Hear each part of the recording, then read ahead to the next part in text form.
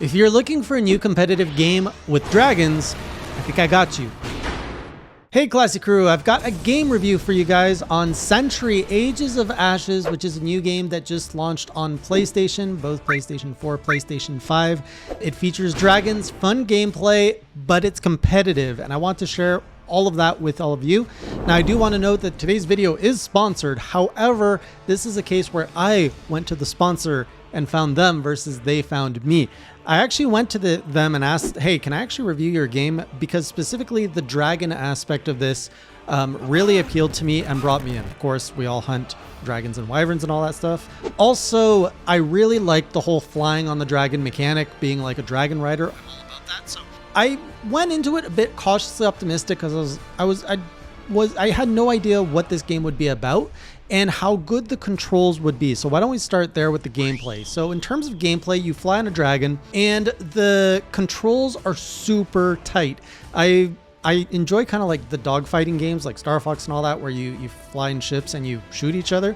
And I've never had anything that's been as satisfying as this game, because this game you get to boost with your dragon, but you get to break, and when you break it can really let you turn on a dime, and the levels have created so many obstacles that really let you weave in and out of everything, which becomes critical to the gameplay, as I'm going to explain in a little bit. So you really got to get good. Otherwise, so you've got your flight mechanics, and then you've got 2-3 attacks basically.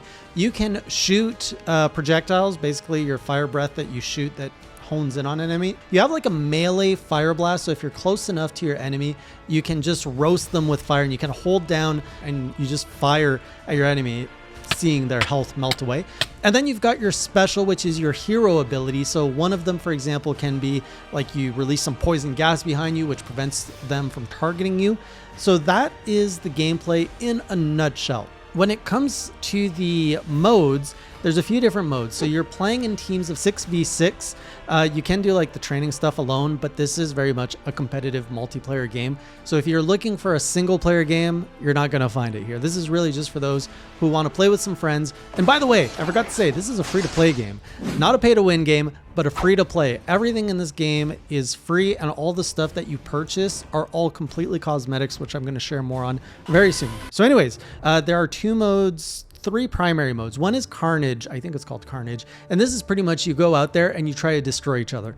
I do not like this mode. It is very aggressive and I lost so many times. The second mode I really like. It's called Treasure Hoard. You go out of your tower with your team and you try to shoot down these dragons that are hoarding gold, and then you try to take that gold back to your castle while also fighting off different enemies. I like this because it keeps the aggression off of you a little bit, and it focuses more on, hey, as a team, why don't we have maybe 3 attack, 3 defend?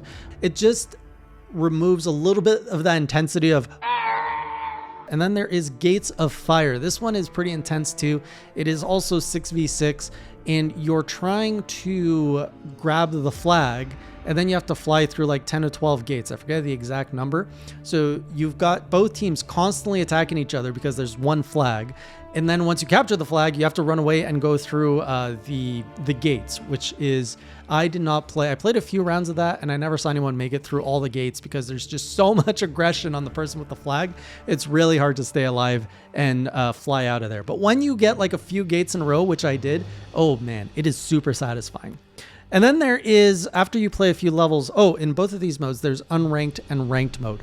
I did not even touch ranked mode because, well, I didn't even unlock it, but unranked was so hard for me. I am not good at competitive games, and I was losing hard. I think I won 2 games in total, but man, when I was losing, it was so frustrating because when you get targeted, at least in my case, you die fast. Pretty much if you get targeted, you start getting these missiles, fire breaths that shoot at you.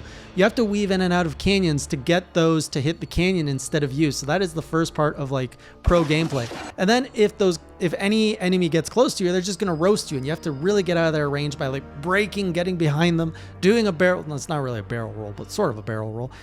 It's really requires good gameplay, and I did not have good gameplay. I saw pro players out there. I don't even know if they were pro players, just better players than me.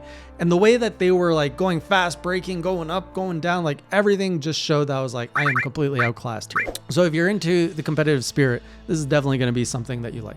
I'm pretty sure it's also crossplay, because I was playing on PlayStation, but I saw that there was a little PlayStation icon next to the players that were on PlayStation, and those that didn't, I assumed that they were on PC. So that is the basic gameplay here. There are different classes though, so you can swap out the Dragon Rider. Currently in the game, there are 4. There's the Marauder, the Windguard, the Phantom, and this is new for this season, I believe. It's called the Stormraiser, which is like a Viking kind of dude with lightning. They all have different abilities. So despite looking different, having their own kind of dragon theme to them, where they really matter is they have a passive ability, and then they also have 2 abilities which you can choose from. So in your fight, you can choose one of 2 abilities depending on your play style, your strategies, and all of that. The Marauder, for example, refills his his gauge whenever he kills or assists. The Windguard is more of a defensive play style that I forget exactly what that passive one does. It's the one that I actually won. Playing with this class let me win my first victory, so it might help. Then Phantom lets you, the passive lets you burst the shields, and then the Stormraiser lets you shock projectiles that are coming at you. These are the passive abilities. I think those are the ones that really stand out the most when you're picking which class you like. I'm not going to get into what each specific ability of each class does, but just so you know, there's a lot of ways that you can fine-tune your strategies and your playstyle to what you like. I personally really like the Marauder, the Stormraiser, and I didn't actually touch the Phantom. If you're into lore and you really love dragons, there's something here for you as well. So every season or chapter, there's this, it has its own lore. Like there's just someone who wrote a bunch of lore on the world, the characters, the dragons. There's a whole bestiary from different dragons from different classes. It's a lot more in-depth than I expected. I did not think that there'd be so much lore in a simply competitive game. Now the customization, this is where you can really show off your colors, and it's also how the game is monetized. So customizing comes with a lot of depth. You can customize pretty much every aspect of your dragon, of your profile, and of your character, your Dragon Rider. On the dragon, you can actually customize the skull, the tail, the saddle, and the chest. So you can really make this dragon look the way you want if you unlock enough cosmetics. On the rider, you can change their head, the cape, the torso, the legs, and each weapon that they have in their hand so that you can really make it look the way that you want to. And then finally, there is the Dragon Pass, which is very similar if you play Fortnite to the Battle Pass. This thing has some free items that unlock, and then there are some items that you have to buy the Dragon Pass to actually try. I did get the Battle Pass for this one. This is what was provided with the sponsor. And I really kind of like it. It's very, very similar to Fortnite. It's kind of like you have to buy a bunch of things in Tier 1 to unlock cosmetic items in Tier 2.